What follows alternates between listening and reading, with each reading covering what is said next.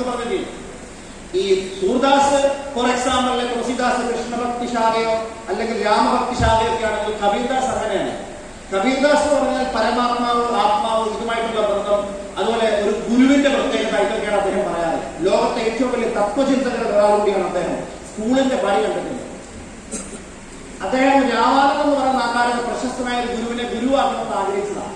പക്ഷെ നാട്ടിലുള്ള ജാതീയമായ വംശീയമായ പ്രശ്നങ്ങൾ കാരണം തൊട്ടുകൂടാത്തവനായും തീണ്ടിക്കൂടാത്തവനായും കണ്ടിട്ട് ഇയാളെ കൊണ്ട് മാറ്റി നിർത്തിയിട്ട് ഗുരു രാമാനന്ദ് ഒരിക്കലും അയാളെ ശിഷ്യനാക്കില്ല. അവസാന ശിഷ്യത്വം നേടിയേ പറ്റുമെന്ന് മനസ്സിലാക്കി രാമാനന്ദന്റെ ദിവനചര്യകളൊക്കെ പഠിച്ചു. രാവിലെ ബ്രഹ്മമുഹൂർത്തത്തിൽ എഴുന്നേക്കും, അടുത്തുള്ള അമ്പലത്തിൽ വരും. അമ്പലത്തിൽ കയറുന്നതിന് മുമ്പ് ആദ്യം കുളത്തിലിറങ്ങും, എന്നിട്ട് പടിയിലൂടെ ആ ഈറനണിഞ്ഞ ആ ഒരു വസ്ത്രത്തിൽ തന്നെ ആൾ നടന്ന് അമ്പലത്തിലേക്ക് പോകും. അങ്ങനെ അദ്ദേഹം നടന്നു പോകുന്ന ആ വഴിയിൽ ഇരുട്ടിന്റെ മറവിൽ ഒരു പടിയിൽ ഇങ്ങനെ കിടക്കുകയാണ് കബീർദാസ്. അവിടുന്ന് കയറി വന്നപ്പോൾ രാമാനന്ദന്റെ കാല് ചവിട്ടിയത് ഗുരു ഒന്ന് തൊട്ടിട്ട് ദൈവനാമം ഉച്ചരിച്ചതാണ് ഏറ്റവും വലിയ അനുഗ്രഹമാണ് അക്കാലത്തെ വിശ്വാസം.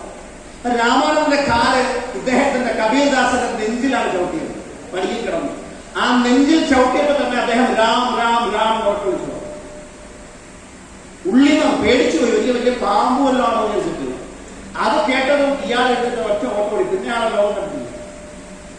ഈ നമ്മൾ സ്കൂളിൽ പഠിക്കുന്നത് 6 7 മറ്റാണെന്ന് തോന്നുന്നു. അവിടെ പറയാറുണ്ട് എങ്ങനെയാണ് കബീർദാസ് ഒരു വലിയ പണ്ഡിതനായിരുന്നു.